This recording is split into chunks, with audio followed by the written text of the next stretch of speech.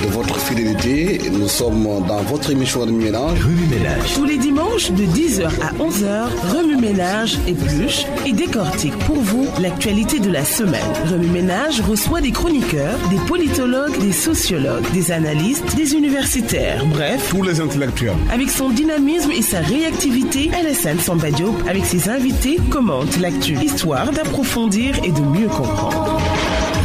L'économie sénégalaise peut-elle créer des emplois massifs? Quels sont les goulots d'étranglement? Quelles réformes dans la structure de l'économie? Faut-il sortir de la zone CFA? Quels risques et quels avantages? Pour en parler, Remue Ménage reçoit ce dimanche 10 septembre 2017 Ibrahima Thiam, professeur agrégé en économie, chef du département économie scientifique et de gestion de l'université de Thiès, et Gilles Yabi, économiste et analyste politique, président du WATI, un cercle de réflexion citoyen et africain. Remue Ménage avec Alassane Samba Diop, c'est ce dimanche 10h-11h sur RFM, la radio de toute l'actualité. Dimanche 10 septembre 2017, bienvenue à Remue Ménage. Avec nous, Ibrahima Thiam, agrégé en économie, chef du département économie et de gestion de l'université de Thiès. Il est aussi l'auteur du livre sur l'économie sénégalaise, structure et dynamique de l'économie sénégalaise. Et Jules Yabi, économiste, analyste politique et président de WATI, un think tank citoyen africain. Merci, monsieur, d'avoir accepté notre invitation. Le nouveau gouvernement a été formé. Le Premier ministre parle de priorité en parlant d'emploi et aussi en créant des métiers à haute intensité de main-d'œuvre. Est-ce qu'aujourd'hui, Ibrahima Thiam, en tant qu'économiste et agrégé, vous pensez que c'est faisable? Merci, M. Alassane Samba Diop, pour votre invitation. Bonjour à M. Yabi. Bonjour. Je pense que c'est une question assez complexe pour dire oui ou non. Ce qu'il faut comprendre, c'est que actuellement, en tout cas, il y a des possibilités de créer des emplois au niveau national, vu qu'on a mis en place beaucoup de projets, notamment avec le plan Sénégal émergent. Mais ce qui restera à définir, c'est quelle est la nature des emplois que nous voulons avoir. Le potentiel économique existe, mais il faudrait qu'il y ait des agents économiques capables de travailler dans ces différents projets, ce qui n'est pas quelque chose d'automatique. Si on voit aujourd'hui les projets sur lesquels le Sénégal se lance, c'est des projets souvent à forte demande de technologie. Est-ce que nos pays ont actuellement les moyens nécessaires pour faire travailler notamment les jeunes? Je pense qu'il y a beaucoup de choses à revoir sur la capacité même de la main-d'œuvre à travailler. Aujourd'hui aussi, ce qu'il faut souligner sur le débat sur le chômage notamment, c'est que on a deux raisonnements possibles. On peut s'intéresser à l'offre. L'offre qui est là, est-ce qu'elle est assez suffisante pour absorber la main-d'œuvre disponible? Et de l'autre côté aussi, est-ce que nous avons les moyens pour aider les entreprises à être compétitives, parce qu'il y a ce qu'on appelle le coût du recrutement qui est souvent élevé. Les entreprises souvent ne sont pas disposées à recruter puisque ça coûte cher le recrutement, le contrat à durée indéterminée notamment. Il y a beaucoup de charges fiscales qui pèsent sur les entreprises qui les poussent souvent à refuser tout simplement de recruter et préférer avoir des contrats à courte durée. Ça, c'est la première angle ou le premier point sur lequel on peut analyser. L'autre point, c'est sur même la demande. Est-ce que dans nos pays, les gens ont assez de revenus pour consommer? Parce qu'on sait que quand tu parles de l'emploi, ça suppose déjà qu'il y a une production. Il faut d'abord produire et pour avoir besoin de la main-d'œuvre. Cette main-d'œuvre dépendra donc de cette demande qu'on appelle une demande potentielle. Donc il y a deux angles d'analyse qu'on peut prendre en compte. Sur l'offre est-elle suffisante? Et de l'autre côté, sur la demande en tant que telle, qu'est-ce que nous consommons? Est-ce que nous consommons les produits de nos entreprises ou bien on importe ce que nous consommons? C'est là aussi il faut voir. De l'autre côté aussi, il y a ce qu'on appelle la structure même du marché du travail. qui est posé. On parle souvent de chômage structurel pour parler, si vous voulez, de l'inadéquation entre l'offre et la demande. Là aussi, je pense qu'on peut en discuter. Ce que je voulais dire pour le moment pour introduire, c'est ça. Mais on aura l'occasion de voir les outils à mettre à la disposition des autorités pour agir efficacement sur le marché du travail. Julia Bi, on a l'impression que la question de l'emploi est devenue trop cruciale en Afrique, surtout dans nos pays. On a l'impression que les gouvernants n'arrivent pas à trouver la bonne formule. Comment faire travailler les jeunes africains au lieu de trouver peut-être ces solutions-là, la plupart d'entre eux prennent la mer et finissent leur vie en Libye ou bien dans les bateaux. Oui, d'abord bonjour Monsieur Diop et merci pour l'invitation. Bonjour aux auditeurs et je suis enchanté d'être avec vous Monsieur Thiam. Je crois que pour répondre à votre question, c'est que l'emploi c'est vraiment la priorité et c'est la priorité au Sénégal, mais c'est la priorité vraiment pour tous les pays de la région ouest africaine et pour tous les pays du continent. Pour la simple raison qu'il y a une structure démographique qui fait que nous avons énormément de jeunes déjà et que nous en aurons encore plus dans les prochaines années, dans les prochaines décennies. Et ça, c'est très clair que il faut de l'emploi pour créer des revenus. On n'a pas encore vraiment trouvé d'alternatives aux emplois pour créer des revenus et donc pour permettre aux gens de vivre. Et je crois qu'il faut d'abord dire que ce n'est pas facile. Je crois que il y a énormément de critiques qu'on peut faire au gouvernement africain, ici au Sénégal. On peut faire un certain nombre de critiques, mais il faut aussi réaliser que là, sur ce type de questions, il n'y a pas de solution facile. La demande, le nombre de personnes qui doivent trouver des emplois est tellement élevé et les structures économiques actuelles de nos pays sont tellement faibles d'une certaine manière que c'est un défi qui est important, qu'il est pour tous les gouvernements, quelle que soit leur coloration politique. Ce qu'il faut dire aussi, c'est que lorsqu'on érige l'emploi en priorité, et je crois par exemple qu'au Sénégal, avec le nouveau gouvernement, il y a en tout cas un propos qui consiste à dire que c'est peut-être la première priorité.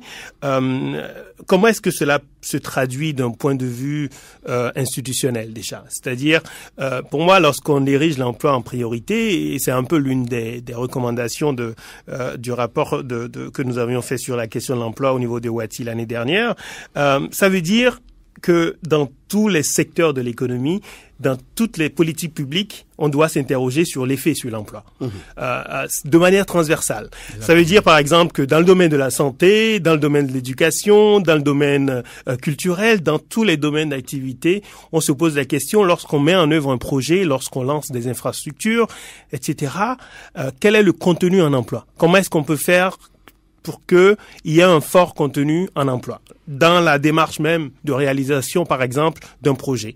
Et ensuite, en quoi est-ce que ce projet, de manière durable, va permettre de continuer à créer des emplois ou en tout cas à stimuler un environnement qui, lui, est créateur d'emplois sur la longue durée.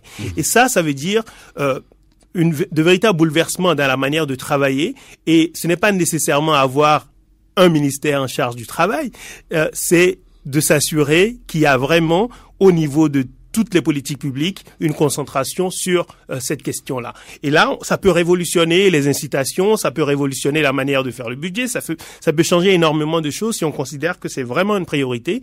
C'est toute la nation qui doit être engagée dans cette recherche-là. Donc il y a pas de solution évidente, mais je pense qu'il y a énormément de marge de manœuvre par rapport à ce qui se fait dans nos pays. Il y a un réservoir très important d'emplois qui existe, mais qui n'est pas exploité parce que je crois qu'il y a encore énormément de faiblesses dans nos politiques publiques. Est-ce que c'est pas paradoxal dans des pays où toutes les potentialités sont là? On dit que l'Afrique c'est de l'avenir du monde, le Sénégal a aujourd'hui du pétrole, du gaz, des ressources minières et tout, et que du point de vue de la formation, qu'on n'arrive pas à trouver un bon menuisier, un bon palefrenier, un bon menuisier, un bon maçon. Merci. Je pense qu'il est entré directement sur les questions de fond, M. Yabi, parce que il a bien dit, c'est avant tout une question transversale, l'emploi. C'est les secteurs agriculture, artisanat et autres, c'est là-bas où peut-être on peut avoir des réserves d'emploi, entre guillemets. Le problème maintenant, c'est une question de planification pour répondre à votre question. Il faut qu'on arrive à anticiper, qu'on ne fait pas dans le tâtonnement.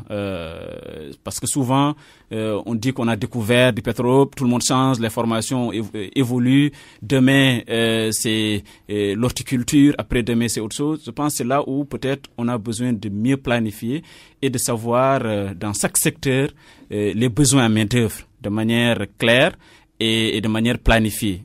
Parce que, vous savez, nous au Sénégal, on a toujours essayé de dissocier le ministère de l'économie et des finances et le ministère du plan. Mais souvent, ça ne marche pas et toujours, ils finissent par les rattacher. Mais la planification dans nos pays, je pense, c'est quelque chose de très, très important parce que ça favorise quand même la question, si vous voulez, de la planification, ça favorise la question de la quantification de la main-d'œuvre nécessaire par secteur, par branche d'activité, par zone géographique, etc., etc. Aujourd'hui aussi, il y a aussi la motivation même de la main-d'œuvre à travailler dans tel ou tel autre secteur. Parce que les Sénégalais, chacun a son rêve et il veut le réaliser coûte que coûte. Ils ne voient pas les opportunités du moment. Ça aussi, c'est extrêmement important. Chacun, depuis le début de l'université, dit moi, je veux devenir avocat, moi, je veux devenir médecin, moi, je veux devenir... Peut-être 5 ans après, la réalité, elle est tout autre. Peut-être c'est à ce moment, peut-être que aussi le politique peut inciter les gens à aller vers les secteurs porteurs. Sinon, chacun, il y va de son chemin, de ses ambitions personnelles, de sa motivation personnelle. Et après, il trouve qu'il y a 3 postes pour 1000 demandeurs. C'est ça, je pense, souvent, qui pose un grand problème dans nos pays. C'est une question où l'État doit faire l'effort d'arbitrer et de dire, par exemple, qu'on est sûr à 100% qu'on n'aura pas besoin de 2000 juristes par an. Pourquoi sortir 2000 diplômés en droit chaque année, par exemple? Comment on peut aussi anticiper sur ce que nous avons et orienter nos projets dans ce sens. Je pense là aussi c'est un élément très important. Parce qu'on a tendance à toujours dire il faut l'adéquation formation-emploi. Je pense que le rôle de l'autorité de temps en temps, c'est de voir ce que nous avons comme main-d'œuvre, comme diplômés et d'orienter les projets dans ce sens pour les absorber. Parce que la question de l'insertion, c'est quoi? C'est d'abord le savoir, c'est-à-dire la connaissance. Deuxièmement, c'est la question de la compétence. Et troisièmement, c'est la question de l'absorption même du marché du travail. Si les 3 conditions ne sont pas réunies, vous ne pourrez pas créer des emplois durables. Les gens vont aller se former ailleurs alors que les emplois ne se trouvent pas à ce niveau-là ou bien il n'y a pas assez d'emplois à ce niveau. Est-ce que c'est pas là-bas que la question de l'éducation se pose aujourd'hui, surtout la formation professionnelle, pour orienter les jeunes dans des métiers qui peuvent créer de l'emploi? Par exemple, l'impression que quand vous allez à l'université, vous avez plus de littéraires que des gens formés techniquement, manuellement pour pouvoir faire quelque chose. Non, vous avez parfaitement raison. Je crois qu'il y a une réalisation de plus en plus par les gouvernements de la région et je crois le Sénégal très très clairement a, notamment à travers une coopération avec la Suisse qui a développé énormément la formation professionnelle qui est le socle de son système de formation. Je crois qu'il y a des projets ici au Sénégal pour développer davantage effectivement l'enseignement technique et professionnel. Pour moi, c'est essentiel. Si on veut faire une véritable réforme des systèmes éducatifs et je crois que les systèmes éducatifs ont besoin de réformes profondes. Nous avions fait aussi un travail là-dessus au niveau de Wati. Il est très clair qu'un des axes importants, c'est de changer la perception que les jeunes ont en particulier des métiers, des métiers électriciens, sont des métiers qui sont techniques, qui peuvent rapporter énormément dans les pays riches, le plombier, les électriciens. Parce que ce sont de véritables compétences. Ce sont des gens qui sont utiles, qui sont déterminants. Et on voit bien que dans nos infrastructures, on voit le déficit de qualité. Donc parce qu'on a des personnes qui ne sont pas bien formées. Donc je crois que là, c'est un des axes les plus importants en termes de réforme des systèmes éducatifs et de formation pour aussi créer une situation plus favorable du côté de l'emploi. Mais je pense qu'il est aussi important de dire que lorsqu'on discute d'emploi dans nos pays africains, on a tendance à se concentrer tout de suite sur l'emploi pour les diplômes. Oui, et même pour ceux qui ont, ceux qui sont de l'université ou ceux qui ont des diplômes. Il y a l'informel aussi. Mais c'est le plus important. C'est pas qu'il y a l'informel aussi. C'est le secteur qu'on qualifie d'informel, c'est lui qui emploie le plus de personnes et c'est lui qui crée aussi d'ailleurs au moins la moitié de la richesse nationale dans les pays dans les pays de la région. Donc on ne peut pas parler d'emploi dans les pays africains si on n'a pas une vision qui couvre l'intégralité des catégories de population. Est-ce que ce secteur-là, il y a un encadrement justement qui peut aider ces gens qui sont dans l'informel à être beaucoup plus performants, à être plus compétitiftifs, à créer même des emplois? Oui, bien sûr qu'il y a des possibilités. Justement, ces possibilités ne sont pas exploitées parce qu'il y a dès le départ peut-être un point de vue qui est assez qui ignore l'informel et qui ne comprend pas. Peut-être même un mépris, mais en tout cas qui ne saisit pas que c'est la réalité du fonctionnement de nos économies. Et nos économies ne fonctionnent pas nécessairement de la même manière que les économies européennes et ne sont pas nécessairement appelées à fonctionner de la même manière que ces économies-là. Donc, il s'agit de regarder nos réalités économiques, comment est-ce qu'on fonctionne et à partir de ces réalités, de chercher effectivement à améliorer la situation, à rendre les gens plus performants et à les rendre également plus sensibles à la nécessité de contribuer à l'effort national, par exemple fiscal, progressivement. Mais ça ne viendra que si les gens se rendent compte que l'État utilise justement ses ressources pour créer, disons, le bien-être collectif. Et donc, je crois que ça, c'est vraiment important. C'est pas seulement la question des travailleurs du secteur informel dans des villes, mais lorsqu'on parle d'emploi au Sénégal, il faut aussi parler d'emploi rural. Il y a des jeunes dans les villages, dans les régions, et une bonne partie de ces jeunes-là sont aussi ceux qui, effectivement, sont amenés à prendre des pirogues pour aller en mer, par exemple. Donc, il faut vraiment avoir en vue toutes les catégories de population, ceux qui ont des diplômes, ceux qui n'en ont pas du tout, et comment est-ce qu'on traite ces différentes catégories. Et dans une économie, on n'a pas besoin seulement de personnes hyper qualifiées. C'est aussi ça la réalité. Donc, la question de l'emploi, il faut aborder dans cette complexité-là. Et une autre chose qui me semble importante, ce sont les compétences transversales. C'est-à-dire, on revient au système éducatif et à la formation. Dès le plus bas âge, comment est-ce qu'on développe des aptitudes qui sont importantes pour le travail. Parce que lorsqu'on va à Dakar, dans mon quartier comme dans d'autres, on voit bien toute la journée beaucoup de jeunes dans la force de l'âge qui ont une force physique. Rien que la force physique, c'est une force du travail, mais qui sont là toute la journée à discuter, alors qu'il y a énormément de choses à faire. Donc il y a aussi quelque chose à développer qui peut favoriser simplement en termes d'état d'esprit au niveau de la jeunesse la compréhension que le travail c'est pas simplement un moyen d'ailleurs pour obtenir des revenus, c'est aussi quelque chose qui apporte une certaine dignité et qui est une composante importante de la vie en relation avec les autres dimensions. Et ça, ce n'est pas donné, c'est quelque chose qu'on peut intégrer, qu'on doit intégrer dans nos systèmes de formation et d'éducation dès le plus bas âge. Et ce sont des choses qui existent dans beaucoup d'autres pays. Est-ce qu'on peut réformer aujourd'hui l'économie sénégalaise quand on parle de la présence étrangère? Beaucoup parlent de la présence marocaine. Certains disent que les Marocains aujourd'hui occupent pratiquement plus de 80% du secteur bancaire. Les grosses entreprises françaises, où on a l'impression que les emplois sont exportés. Vous avez raison. Actuellement, les grands projets, on dirait que sont faits pour les autres, pas pour les nationaux.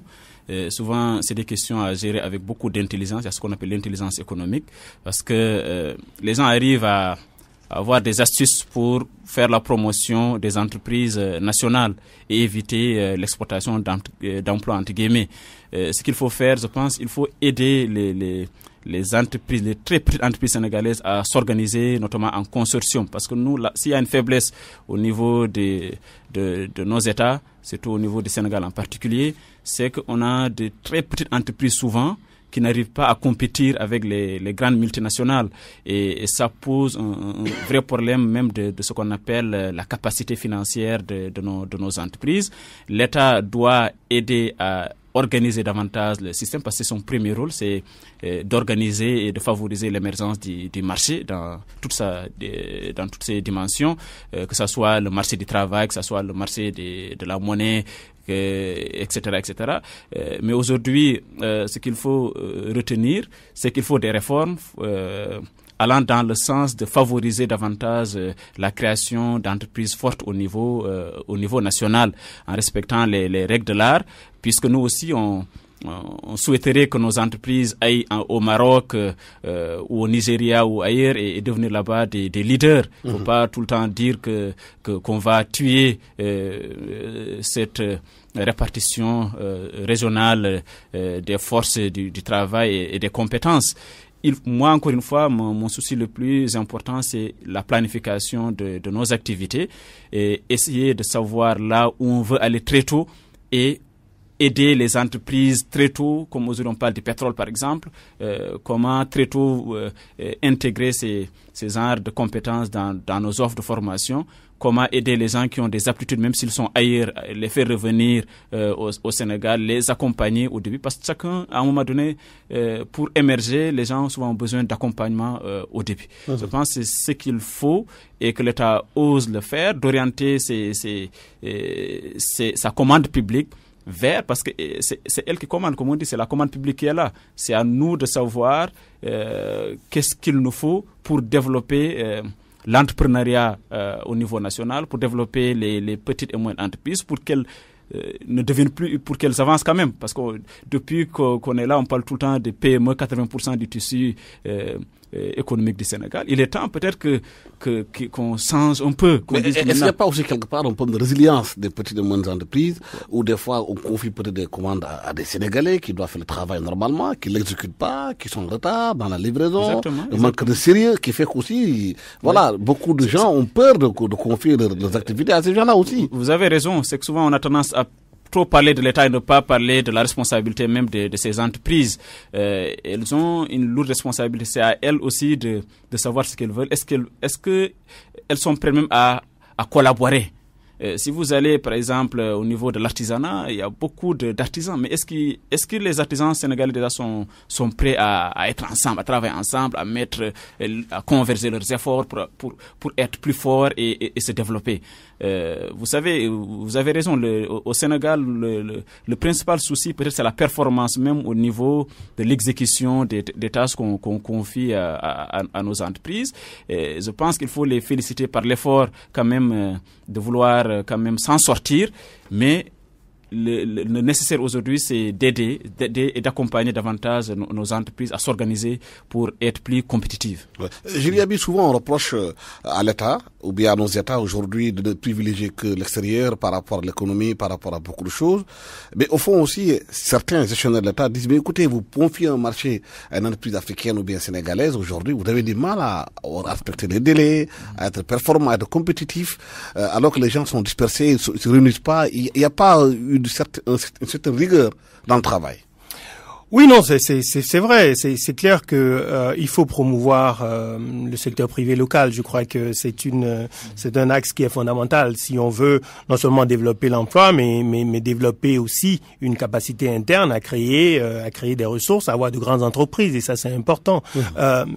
Mais c'est clair qu'il y a une limite. C'est-à-dire si le travail n'a pas été fait pendant 1 ou 2 décennies avant pour avoir des compétences très très fortes, non seulement au niveau managérial, au niveau de la tête des entreprises, mais aussi au niveau de ceux qui font dans les entreprises, au niveau des techniciens, etc.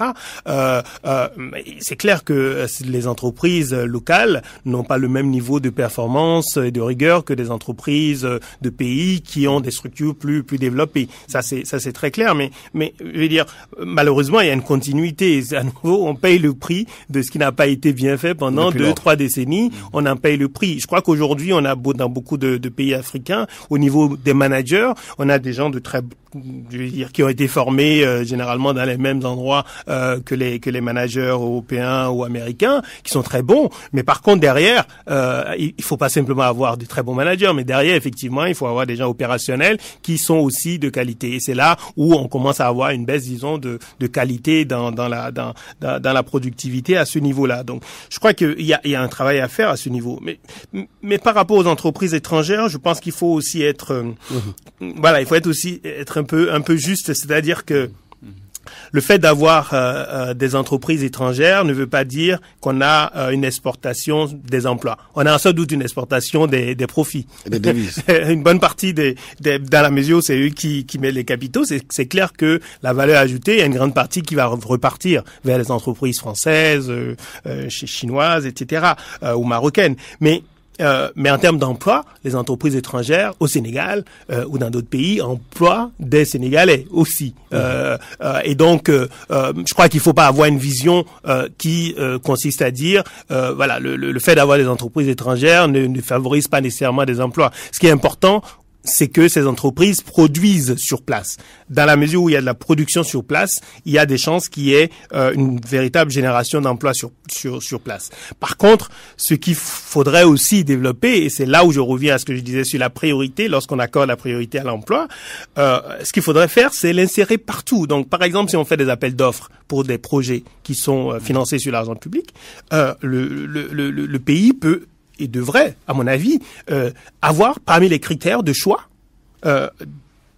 l'élément emploi, création d'emploi, mais aussi création de compétences, c'est-à-dire qu'on profite du fait que des entreprises étrangères viennent construire, par exemple, des autoroutes pour transférer des compétences. C'est exactement ce que les Asiatiques ont fait. Et ils l'ont fait, par exemple, pour le grand barrage que la Chine a construit il y a quelques années. C'était avec des entreprises, beaucoup d'entreprises dans différents secteurs, mais notamment européennes.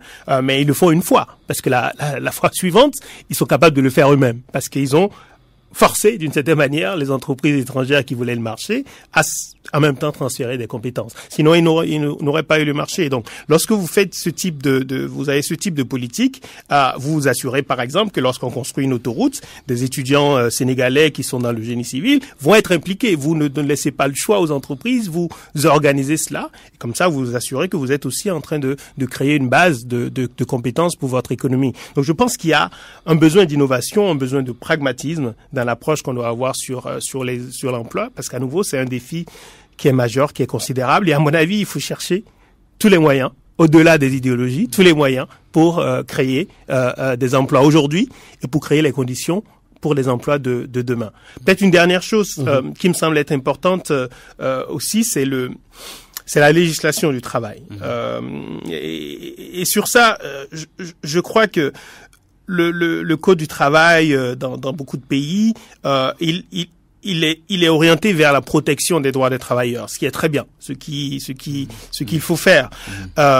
Mais il y a aussi un autre objectif qui est celui de favoriser la création d'emplois dans le contexte dans lequel nous sommes. Donc il faut, je crois aussi, qu'on s'interroge sur la législation du travail qui doit permettre d'avoir les deux priorités, pas seulement la protection des droits pour ceux qui ont déjà la flexibilité. Oui, parce qu'on protège les droits des travailleurs que lorsqu'on en a. Donc finalement, on peut se retrouver à avoir des dispositifs qui effectivement protègent mais une toute petite partie de la population, alors que la grande partie de la population n'a pas d'emploi, est dans le secteur informel et ne bénéficie d'aucune protection. Donc je crois qu'il faut une réflexion sur les législations pour qu'il y ait effectivement plus de flexibilité et qu'elle soit orientée également, que cette législation soit orientée vers la promotion de la création d'emplois. Justement, beaucoup de grosses entreprises en Afrique aujourd'hui, surtout au Sénégal, ont du mal à investir en se disant que oui, le travail est tellement protégé, même pour le licencier, s'il n'est pas performant, c'est un gros problème. Exactement. C'est pourquoi les gens hésitent à mettre de l'argent. C'est vrai, parce que même aujourd'hui, la réforme du code du travail en France porte sur ça. Le Danemark l'a bien réussi en faisant ce qu'on appelle la flexi-sécurité, c'est-à-dire flexibilité du marché du travail et sécurité de l'emploi. Il faut trouver un moyen parce que une fois que vous recrutez quelqu'un, même si après toi il a parlé de compétences transversales, s'il n'est plus compétent, vous êtes obligé de le garder puisqu'il a un CD, ou bien si vous le licenciez, ça coûte cher à l'entrepreneur. Donc ils vont préférer quand même revoir un peu la manière même du recrutement, recruter le noyau dur et laisser les autres comme des temporaires. Je pense que c'est ça la question clé. Le débat est lancé un peu partout à travers le monde. Nous aussi, je pense qu'il est temps qu'on réfléchisse davantage sur quand même comment créer massivement d'emplois en allégeant davantage les critères au niveau de l'employeur, parce qu'il paye beaucoup de charges. Le salarié, il voit son salaire, mais derrière aussi il y a des charges qui pèsent sur l'entrepreneur. Ce que je parlais très tôt des coûts de la main d'œuvre. C'est ça qui font que souvent c'est très compliqué de recruter. Vous regardez le secteur bancaire, nous on nous critique en nous disant que bon, vous formez des chômeurs, mais c'est parce qu'il y a un problème d'absorption de la main-d'œuvre. C'est pas à notre niveau. Nous on forme, ce que nous formons, c'est des compétences dont le pays a besoin, notamment de jeunes cadres sur les métiers de la banque, de la finance, de l'assurance. Mais si vous allez sur le marché de l'emploi, vous trouvez une banque, une agence à Thiès, une agence à Kaolack, etc., etc. Il y a un problème parce que tout simplement la main-d'œuvre coûte cher. Je pense qu'il est nécessaire aujourd'hui de revoir la législation, comme il a dit tout à l'heure, d'essayer d'aider, peut-être d'alléger les charges au niveau des employeurs pour les pousser à recruter davantage. Aussi, il faut que l'État peut-être revoie sa politique fiscale même en matière sur l'emploi. Parce que quand on dit qu'on fait une politique, il faut quand même nous dire quelles sont les réformes phares, quelles sont les mesures fortes prises pour pousser les gens à recruter. On peut signer des sortes de conventions État-entreprise comme certains pays le font. Les entreprises qui recrutent massivement des jeunes sont peut-être exonérées de taxes sur 2 ans, etc., etc. S'il n'y a pas ces mesures, rien ne les pousse à recruter un jeune diplômé. Qu'est-ce qu'on fait pour les jeunes diplômés? Il ne suffit pas de parler, mais je pense qu'il faut faire des actions concrètes pour pousser l'autre à recruter. Eux, ils ne regarderont que, comme il a dit, le profit. S'ils pensent que recruter un jeune diplômé est plus intéressant pour eux que recruter quelqu'un qui est qualifié, qui a une expérience, ils vont le faire. Absolument. Et on a vu qu'en France aujourd'hui, le Sénégal prend la France comme référence, dire aujourd'hui qu'ils vont privatiser pour financer l'innovation. Est-ce qu'aujourd'hui dans nos pays, on est dans cette réflexion stratégique? Alors, privatiser pour financer l'innovation, est-ce que vous pouvez préciser? La France dit qu'aujourd'hui qu'ils vont privatiser beaucoup d'entreprises pour financer l'innovation, c'est-à-dire anticiper sur l'avenir. Est-ce que dans notre pays, on parle aujourd'hui de digitalisation du monde? Est-ce qu'on est dans ce secteur-là de réflexion? Écoutez, je pense d'abord que on ferait mieux de ne pas avoir comme référence des économies qui sont très différentes des nôtres. Et je pense que la France n'est pas les débats qu'il y a en France peuvent être intéressants pour nous parce qu'il faut qu'on comprenne le fonctionnement du monde. Mais on peut pas aujourd'hui au Sénégal avoir comme référence ultime ou référence première ce qui se passe fait en France, parce qu'à nouveau la France est sur un socle de plusieurs siècles de développement technologique, de l'éducation, etc. Donc les défis qu'ils ont, effectivement, ils travaillent là-dessus, parce qu'il y a des défis très importants d'emploi aussi, évidemment, pour la France et pour l'Europe, pour tout le monde, parce qu'on se rend compte, et ça va nous affecter, il faut qu'on y pense dès maintenant. Le défi technologique, c'est très bien, on est très content avec la technologie, mais ça détruit aussi les emplois. Exactement. Et ça peut les détruire massivement. Donc lorsqu'on parle d'industrialisation par exemple en Afrique, au moment où on va peut-être mettre l'accent sur l'industrialisation, on est dans des industries qui sont en train de passer vers l'automation, enfin l'automatisation, c'est-à-dire on a quasiment plus de personnes, on a essentiellement des machines.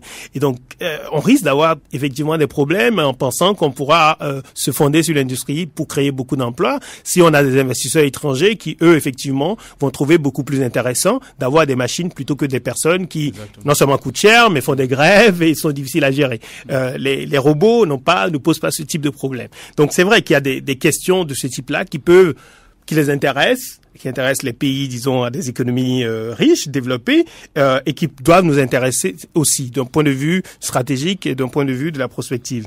Mais je crois que pour les réformes que nous devons faire maintenant, très honnêtement, nous ferions mieux de ne pas regarder essentiellement la France, nous ferions mieux de regarder les réalités de nos économies et d'être pragmatiques. Peut-être juste un dernier point, parce que je trouvais ça intéressant dans le débat qu'on avait fait sur l'emploi l'année dernière, une des collègues qui avait fait une contribution, une jeune Sénégalaise qui a travaillé un peu aux États-Unis en étant étudiante et qui s'est dit, elle a écrit un article sur le site de Wati pour dire, pourquoi est-ce que, par exemple, on n'encourage pas les étudiants au Sénégal ou dans les pays africains à travailler comme le font les jeunes Américains, exactement.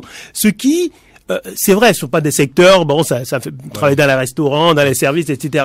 Il n'y a pas un prestige qui est associé à cela, mais ça crée le fait de se lever le matin, le fait d'avoir des heures, le fait d'être dans un environnement de travail. Et ça, l'État peut l'encourager avec des types de contrats très simples, très faciles à faire, avec très flexible, qui encourage les étudiants à avoir un certain nombre d'heures, par exemple, de travail. Est-ce qu'on peut réformer aujourd'hui toute cette économie dont on parle si on reste dans le franc CFA? Il y a un débat aujourd'hui sur cette question bien précise. Est-ce que le franc CFA favorise nos économies ou bien c'est le danger pour nos économies?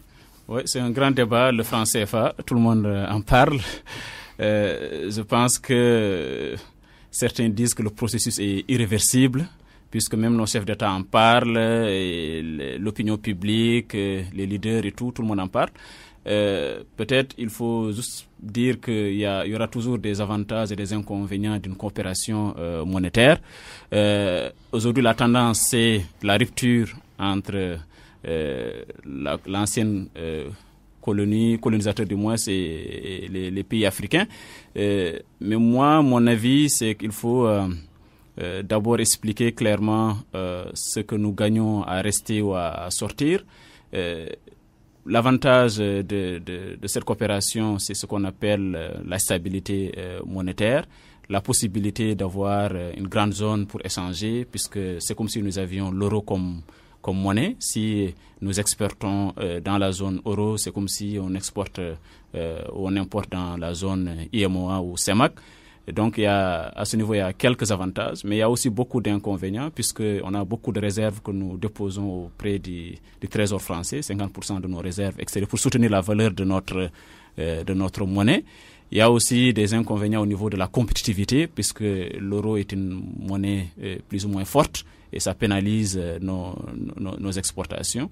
Il y a aussi le débat sur le fait que même que nos billets sont imprimés en France et non dans nos pays. Tout ça fait débat. Maintenant, est-ce que avec le système actuel, on peut développer nos économies?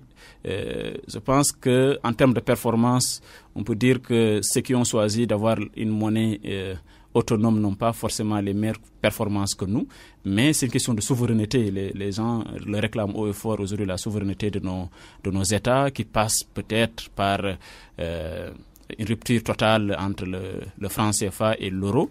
Je pense qu'il faut réfléchir au contour de cette peut-être future nouvelle monnaie qui va aider les pays peut-être à avoir une politique monétaire autonome, une politique de change autonome, parce que peut-être il faut expliquer aussi la monnaie, il y a deux valeurs. Il y a ce qu'on appelle la valeur interne de la monnaie, qui permet de voir si avec 1000 francs CFA, qu'est-ce qu'on peut acheter au niveau du territoire national, ce qu'on appelle le pouvoir d'achat de la monnaie au niveau national, et la valeur externe qui est de l'autre côté ce que coûte combien la valeur du franc CFA par rapport à des devises comme le dollar, etc. Nous, on a choisi la parité fixe qui est choisie par beaucoup de pays, mais nous, aujourd'hui, je pense, le débat de fond autour du franc CFA, c'est juste, on veut une rupture totale pour affirmer notre indépendance, et je pense en soi aussi c'est une bonne chose. Oui. Est-ce que le franc CFA est bon pour le pays ou pas? Alors,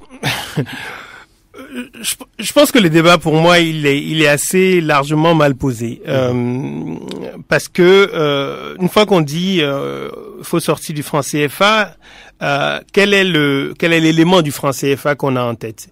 Le franc CFA, c'est un taux de change fixe avec l'euro, qui a pris la suite disons, le taux de change fixe avec le franc français. Donc ça, c'est un choix économique. C'est taux de change fixe ou taux de change flexible, etc.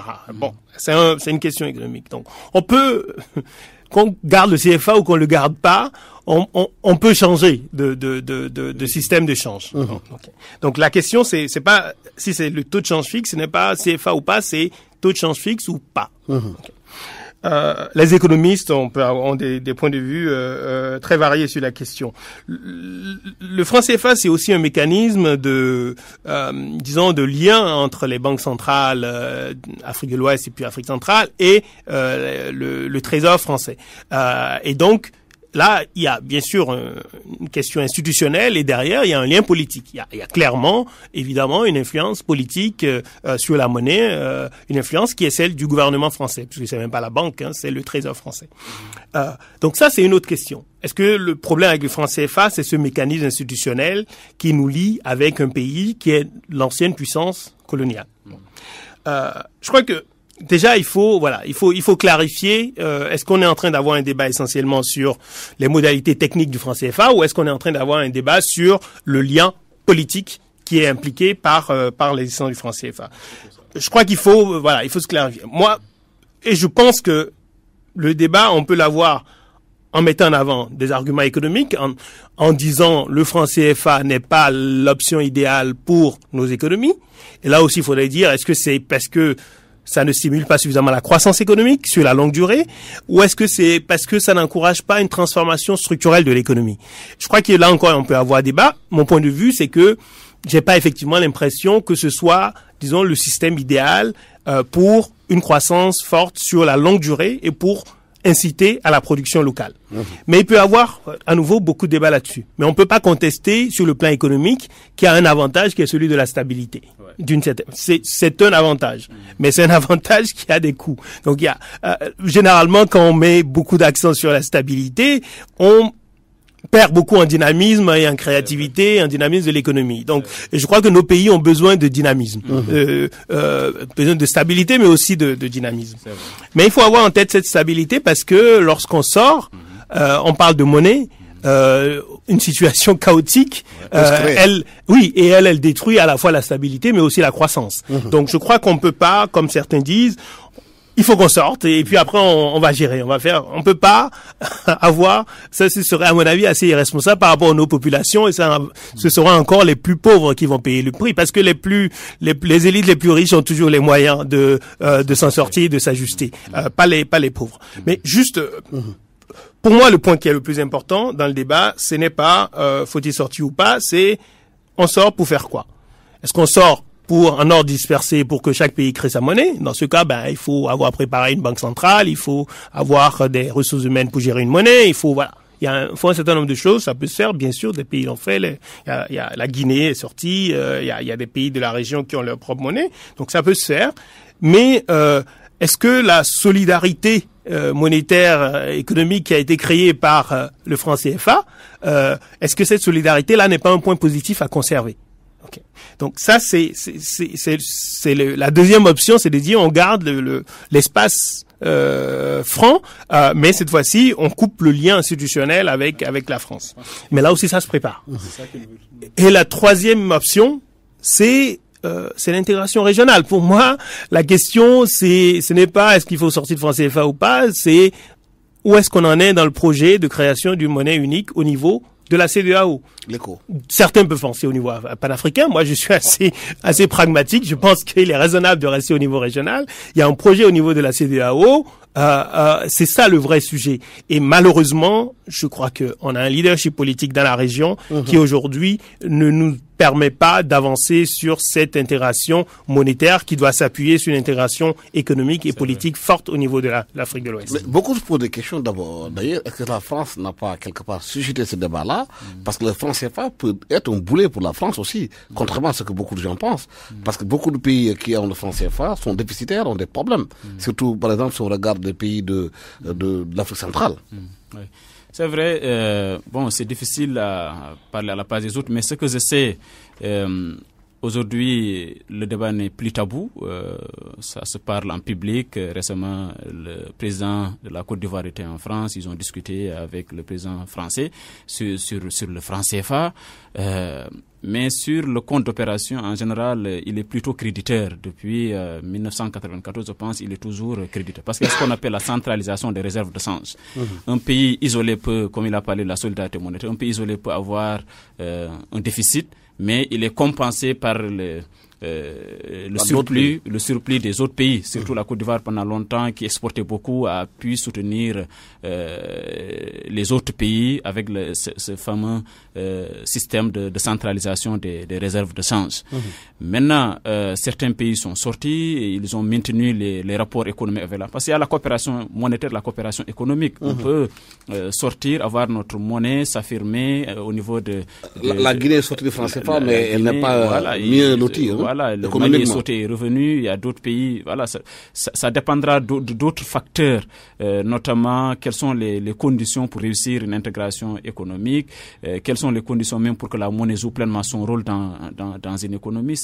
Tout ne repose pas sur la monnaie. La monnaie, c'est vrai que c'est un instrument d'affirmation, mais tout ne peut pas reposer sur la monnaie. Il y a la question de l'efficience des dépenses publiques, la question même de la production nationale, qu'est-ce qu'on exporte finalement, la valeur de nos exportations, la valeur de nos importations, la question de la mobilité de la main-d'œuvre est posée souvent, la question de la mobilité des capitaux est également posée. Tout ça, c'est des questions connexes à la monnaie et que les gens souvent ne parlent pas. Je pense qu'il a bien raison de dire il faut qu'on réfléchisse, que peut-être même si on veut cette rupture, que ça soit qu'il y ait une phase de transition pour mieux gérer, parce qu'on peut avoir des chocs qu'on ne peut pas imaginer. La monnaie peut être à la fois un élément utile ou souvent un fardeau pour beaucoup de pays. En réalité. Maintenant, qu'est-ce qu'il faut faire aujourd'hui pour que ce débat soit beaucoup plus serein, qu'il soit un débat entre techniciens, qu'il ne soit pas un débat peut-être idéologique, même si quelque part il y a une certaine velléité en Afrique aujourd'hui, un sentiment très fort anti-français qu'on constate dans nos pays. Non, je pense qu'il faut faire attention effectivement à ce que le débat soit utile et qu'il ne soit pas justement qui nous amène vers des chemins qui sont peut-être dangereux. Je crois que l'argumentation politique et symbolique, pour moi, elle est importante. Je dis simplement qu'il faut distinguer les deux questions, la question économique, avantage ou pas du franc CFA, et la question du symbole et la question politique. La question du symbole et politique, elle est importante parce que le franc CFA est dans la continuité historique du franc des colonies d'Afrique. Et donc, c'est clair que dans la tête, ça gêne. Et dans la tête des jeunes, des nouvelles générations, clairement, il y a un besoin d'affirmation d'une rupture avec ce passé-là, qui, quoi qu'on dise, est un passé d'humiliation. À partir de ce moment-là, je crois que les responsables politiques doivent se rendre compte qu'on ne peut pas simplement balayer cela du revers de la main, que s'il y a une revendication de rupture symbolique, elle doit être prise en compte. Et au-delà de la question symbolique, c'est une question de relations politiques et de rapport de force aussi. C'est clair que lorsque vous avez un système comme celui de franc CFA, vous avez un élément également de négociation qui n'est pas en votre faveur. Lorsque vous négociez avec la France sur d'autres sujets. Sur tous les autres sujets, vous avez un élément, disons, où il y a une capacité forte d'influence de la part de la France. Mais là aussi, il faut se rendre compte, la monnaie, comme cela vient d'être dit, n'est pas le seul élément. La question de notre souveraineté aujourd'hui en Afrique de l'Ouest, lorsqu'on voit sur le plan de la sécurité dans le Sahel et au-delà, est-ce qu'il y a une souveraineté, est-ce qu'on peut affirmer une souveraineté lorsqu'on est dans un tel état de dépendance et de faiblesse? Mais donc il faut lier toutes ces questions. Mais je crois que sur le franc CFA, pour moi, à nouveau, ce qui est important, c'est à mon avis de déplacer vraiment le débat vers le débat sur l'intégration régionale en Afrique de l'Ouest. Et évidemment, en Afrique centrale, il pourrait y avoir le même débat, avec une conjoncture économique qui est différente, une conjoncture politique qui est très différente aussi. Mais en Afrique de l'Ouest, on a la chance d'avoir une organisation qui existe, qui a quand même fait des progrès sur la longue durée, sur le plan politique, la CEDEAO. Et soit on croit encore à la CEDEAO, soit on n'y croit pas. Mais je crois que vraiment la vraie question aujourd'hui, elle est là. Est-ce qu'on croit à l'intégration régionale? Est-ce qu'on croit que l'avenir du Sénégal, c'est d'abord l'Afrique de l'Ouest? Est-ce que le Bénin croit que son avenir, c'est le Nigeria aussi? Est-ce que en Afrique de l'Ouest, on réalise que le Nigeria, c'est plus de la moitié sur le plan démographique et économique, que ça le restera, et que il faut se positionner là-dessus. Et je crois que c'est peut-être sur la vraie question politique derrière que les francophones en particulier ont du mal à aborder, c'est celle-là. Sortir du franc CFA ou aller vers une intégration monétaire au niveau de l'Afrique de l'Ouest, ça veut dire sans doute accepter d'avoir comme vraie locomotive, comme vraie puissance le Nigeria. Il faut faire un choix. Est-ce que cette dimension psychologique est prise en charge? Aujourd'hui, beaucoup de jeunes veulent faire la rupture de la France en disant que oui, on est colonisé, on veut une indépendance totale. Au même moment, les pays africains sont incapables d'assurer leur sécurité. Il faut que Barkhane vienne, Serval vienne pour assurer leur sécurité. C'est vrai. Je voulais rebondir d'abord par rapport à un point très important que j'ai omis tout à l'heure. C'est il faut souligner que nos institutions d'émission, la BCAO, la Banque centrale au niveau de l'Afrique centrale, c'est quand même, ils ont capitalisé une expérience de plus de 50 ans. Rigoureusement, on pouvait parler peut-être d'accompagnement au lendemain des indépendances, mais 40 ans après, 50 ans après, peut-être qu'aujourd'hui, on a ce qu'il nous faut pour être autonome. On a suffisamment de cadres, on a une expérience forte au niveau de nos pays à ce niveau-là. Maintenant, par rapport à d'autres débats, je pense que c'est lié encore à d'autres coopérations. Si aujourd'hui la question sécuritaire est posée, la France est toujours là, peut-être qu'il y a aussi, c'est lié aussi aux avantages tirés au niveau de la zone. Je pense que ils sont là, peut-être pour pour plusieurs raisons.